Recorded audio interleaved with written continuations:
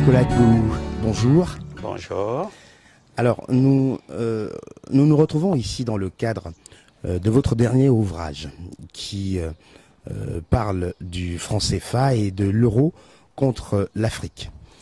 Et ça rebondit chez nous par un certain nombre d'interrogations que l'on se fait souvent, sous-entendu un certain nombre de personnes qui nous disent très clairement que le franc CFA maintient en servitude les pays africains qui pratiquent, qui utilisent cette monnaie.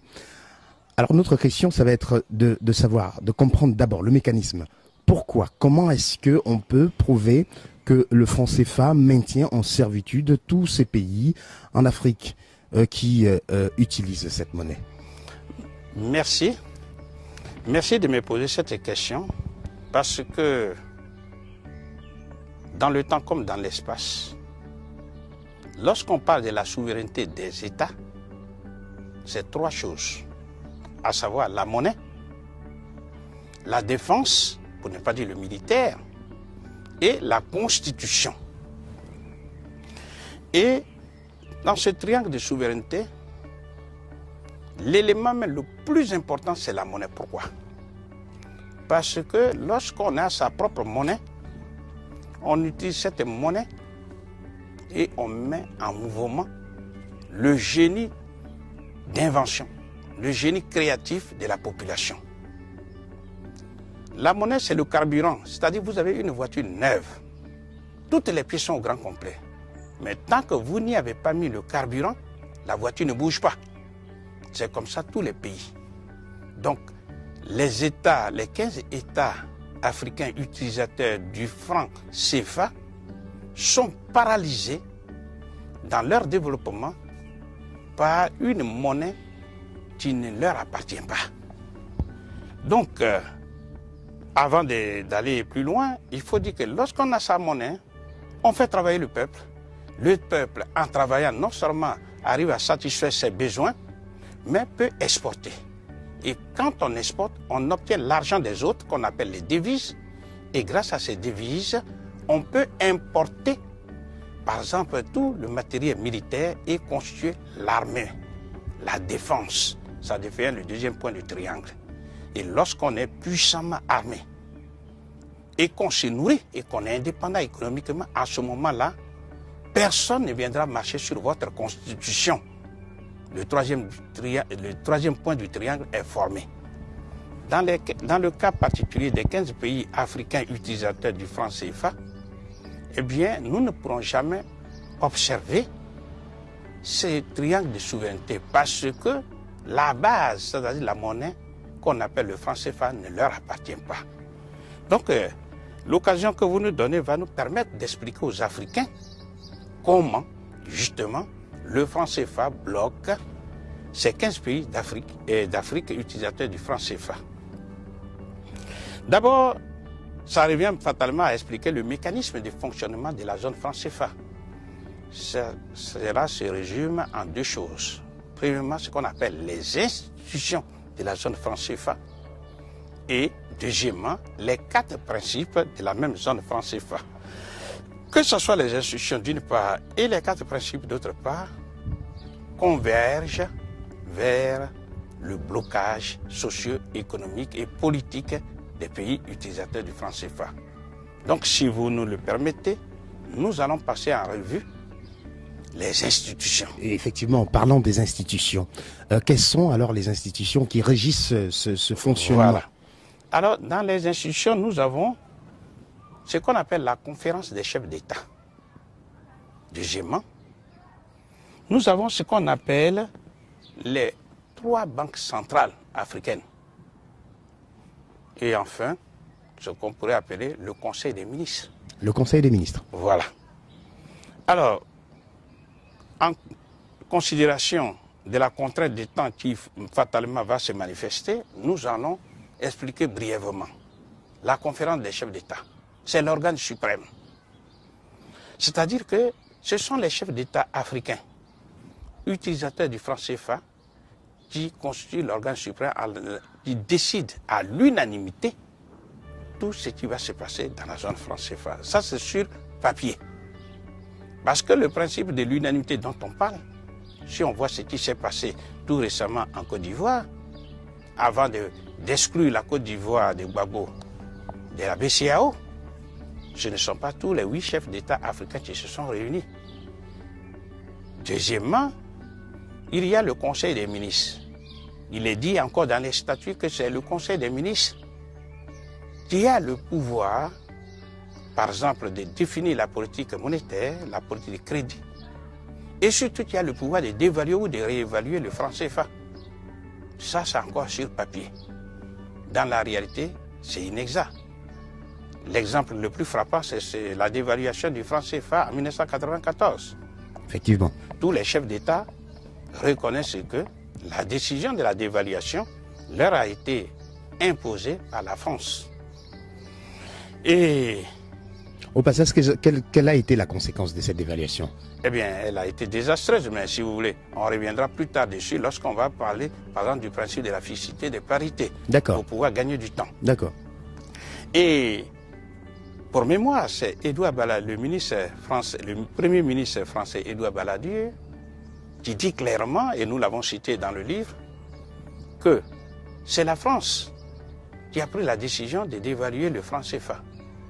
Mais ce même Édouard Balladur le dit, et c'est avec raison, que la monnaie n'est pas un sujet technique, c'est un sujet politique qui touche à la souveraineté et à l'indépendance des États. Question essentielle. Puisqu'il n'est pas africain, pourquoi a-t-il dévalué le franc CFA? Eh bien, la réponse est la suivante. C'est parce que le franc CFA est une propriété à part entière de la France. C'est la France qui l'a inventé en 1945, conformément à l'article 3 du décret 01-36. Alors, c'est une propriété à part entière de la France et ce sont les Africains qui, malheureusement, après leur décolonisation, n'ont pas eu le courage de rejeter le franc CFA qui, à l'origine, veut dire le franc des colonies françaises d'Afrique. Entre parenthèses, décolonisation de façade. Oui, peu importe. Mais est-il dit qu'il y a des pays comme les pays du Maghreb, c'est-à-dire le Maroc, qui a quitté la zone franc CFA en 1957 et qui se porte très bien, suivi en 1958 par la Tunisie et plus tard, en 1963, par l'Algérie. Tous les pays d'Afrique qui se portent nettement mieux par rapport aux pays utilisateurs du franc CFA, ce sont les pays du Maghreb. Donc, toutes les théories que les gens annoncent pour dire que le franc CFA est une bonne chose, eh bien, ces théories-là sont là pour tromper les Africains. Donc, il y a les 3 banques centrales qui sont la BCC, c'est-à-dire la Banque centrale des Comores, la BEAC, la Banque des États de l'Afrique centrale, et la BCEAO, la Banque des États de l'Afrique de l'Ouest. Ces 3 banques centrales, comme toute grande entreprise, ont ce qu'on appelle un conseil d'administration qui gère chacune des banques. Et dans ces conseils d'administration, il y a des Français. Ici et maintenant où nous parlons. Et on va d'ailleurs donner la composition de ces 3 conseils d'administration. 3 conseils d'administration. À la BCC, il y a, c'est la Banque centrale des Comores, dans le conseil d'administration, il y a 8 administrateurs, dont 4 Français et 4 Comoriens. Ensuite, à la BEAC, il y a 13 administrateurs, dont 3 Français.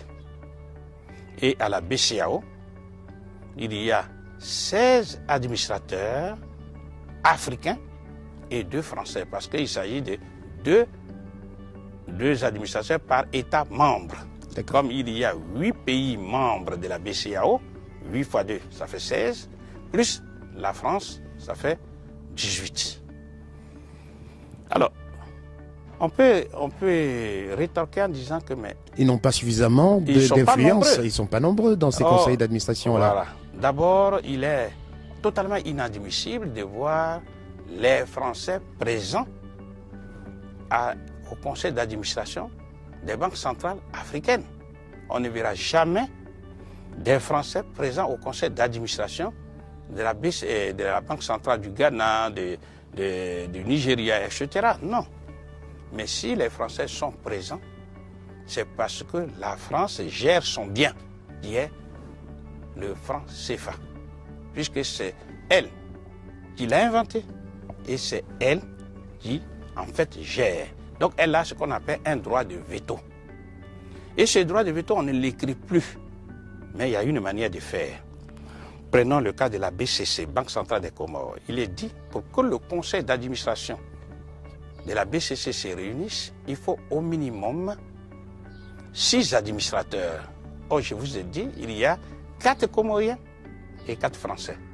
Donc, si l'ordre du jour n'intéresse pas les Français, ils n'ont qu'à simplement faire la politique de la chaise vide et le conseil d'administration ne se tient pas. Ne se tient pas. Mais même s'ils sont présents, il est dit dans les statuts que les décisions, pour qu'elles soient validées, doivent être prises au minimum par 6 administrateurs. Donc, 4 Comoriens ne peuvent pas prendre leurs décisions. Même chose au niveau de la BEAC. Il est dit clairement que pour que le conseil d'administration se réunisse et prenne des décisions valables, il faut, c'est écrit clairement, il faut la présence de 2 administrateurs français. Donc, la politique de la chaise vide suffit pour que le conseil d'administration de la BEAC ne se réunisse pas. Il en est de même pour le conseil d'administration de la BCEAO, où les décisions sont prises à l'unanimité, c'est-à-dire 16 Africains plus 2 Français. Donc, si les décisions, tant que les 2 Français ne sont pas d'accord, qui sont là pour gérer, bien sûr, les intérêts légitimes de la France, ne sont pas d'accord, eh bien, toute l'Afrique est bloquée. Toute l'Afrique de l'Ouest, utilisatrice du franc CFA, est bloquée. C'est ça le principe. L'unanimité veut dire qu'il faut que tous soient d'accord. Donc, le problème ne se pose pas au niveau des Africains. Le problème est posé au niveau de la France qui est en position de domination et qui n'a jamais véritablement décolonisé. C'est ça le véritable problème. Mais pour qu'on puisse bien apprécier, il faut savoir le rôle de la Banque centrale. Dans tous les pays du monde, la Banque centrale est toujours un établissement public qui appartient donc à un État ou à un groupe d'États. Et il est dit clairement, prenons le cas de la BCEAO, Banque centrale des États de l'Afrique de l'Ouest, que la BCEAO a pour rôle de financer le développement des pays membres de la BCEAO. Donc c'est le conseil d'administration, chapeauté par la France, qui prend les décisions. C'est-à-dire qui décide quel est le montant du volume des finances à injecter dans le développement de chaque pays membre. Or, ce conseil d'administration, pendant qu'il prend la décision, il y a la France avec son droit de veto. Autrement dit, c'est bien la France qui, à travers le conseil d'administration, impose le très bas niveau de développement socio-économique que connaissent les États africains membres de la BCEAO. C'est ça qu'il faut retenir. Parce que dans la coopération monétaire dont on parle, il y a un seul pays qui s'est développé. Mais au détriment des autres, c'est la France. Et ceci depuis 1945 jusqu'à ce jour. Donc, vous voyez bien que le conseil d'administration étant la tête, eh bien, la France chapeaute, domine. Vous décrivez là carrément le nazisme monétaire. Non, justement. C'est-à-dire que la France a hérité du nazisme monétaire pour faire ces pratiques-là. Disons un seul mot dessus. Lorsque la France était occupée par les Allemands nazis, non seulement les nazis versaient partout du champ, mais les nazis étaient présents partout, à tous les postes stratégiques financiers, que ce soit à la Banque centrale de la France qu'on appelle la Banque de France, que ce soit à la douane, partout où il y avait de l'argent. Et c'est comme ça, les nazis pillaient systématiquement les pays qui ont été mis sous sa domination, dont la France. Mais ce nazisme monétaire se manifeste non seulement par la présence des nazis dans les conseils d'administration des banques centrales, mais aussi par, 1, la dévaluation de la monnaie locale, 2, par le remplacement de la monnaie locale par une monnaie coloniale, et troisièmement, par l'ouverture à Berlin des comptes d'opération. Et c'est tout ça que la France a pu reprendre à son compte dès qu'elle a été libérée en 1947.